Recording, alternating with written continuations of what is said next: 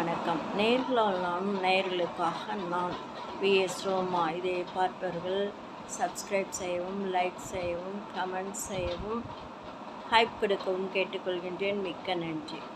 ஒரு சிறிய கிராமத்தில் ஒரு கோபால் என்பவர் ஒரு குறைந்த அளவு 1 ஏக்கர் நிலத்தை வைத்து கொண்டு அதில் விவசாயம் பண்ணி கொண்டு அதை விற்று கொண்டு தான் காலத்தை ஓட்டி வந்தார். அப்பொழுது அந்த நிலத்தை ஒரு நாள் தோண்டும் பொழுது அதில் ஒரு பானையில் தங்க காசுகளும் நகைகளும் இருந்தது. அதை நாம் வைத்து கொள்ளக்கூடாது, நம்ம பேராசைப்படக்கூடாது என்று அந்த நிலத்துக்கு சொந்தக்காரர் யாரோ அவரை கண்டுபிடித்து அவரிடம் கொண்டு சென்றார். அந்த நபரோ இவரோட நேர்மையானவர், பேராசை கொள்ளாதவர். உனக்கு விற்றுவிட்டது, நீதான் அதை அனுபவிக்க வேண்டும், அதில் உள்ளதெல்லாம் உனக்குத்தான் சொந்தம், நான் அப்படி வாங்குவது உரிமை அல்ல என்று சொன்னார். அப்புறம் 2 பேருமே வாதாடி கொண்டு காலத்தை வீணாக்கி கொண்டு இருந்தார்கள். இருவரும் ஒரு பஞ்சாயத்துக்கு ஒரு தலைவரிடம் கிராமத்து பஞ்சாயத்துக்கு போனார்கள். அந்த தலைவர் 2 பேருமே வேண்டாங்கிறீங்க, அப்போது இந்த ஊரில் தண்ணி கொஞ்சம் கஷ்டம், ஒரு பொது கிணறு ஒன்று கட்டுவோம், அப்புறம் சத்திரமும் கட்டுவோம், வழிப்போக்கர்கள் இந்த சத்திரத்தில் தங்கிக் கொள்வதற்கு வசதியாக இருக்கும், அந்த புண்ணியம் உங்கள் 2 பேர்த்துக்கு தான் வரும், அந்த புண்ணியம் உங்கள் 2 பேர்த்துக்கு தான் சாரும் அப்படின்னாரு. அப்புறம் அவர் எல்லோர் முன்னிலையிலும் ஒன்று சொன்னார்.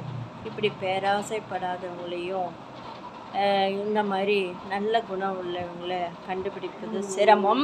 இவங்க 2 பேருமே நல்ல மனது உடையவர்கள். இந்த 2 பேருடைய பெயரை போட்டு சத்திரத்தை வைத்து கொள்ளலாம்.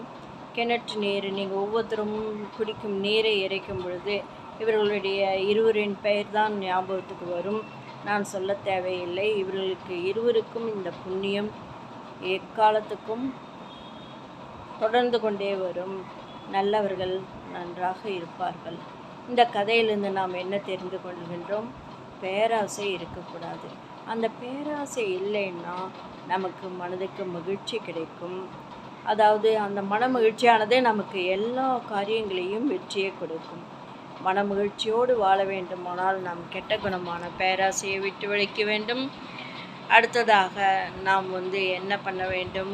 மற்றவர்களை சிந்தித்து பார்க்க வேண்டும். நாம் மட்டும் வாழ்ந்து பிழைத்தால் போதும், ஏதோ பிறந்தோம் வாழ்ந்தோம் மடிந்தோம் என்று தானே உண்டு கொண்டு அனுபவிக்கக்கூடாது அல்லவா? மற்றவர்களையும் கொஞ்சம் சிந்தித்து பார்க்க வேண்டும் அல்லவா? இப்படி இருக்கும் மனிதர்கள் யார்? தேடி தேடி பார்க்க வேண்டியதாக இருக்கின்றது. தேடினாலும் கிடைக்காது, பொற்காசும் கூட கிடைத்துவிடும். ஆனால் நல்ல மனிதர்கள் எங்குமே இல்லையே. என்ன செய்வது? நாம் நல்ல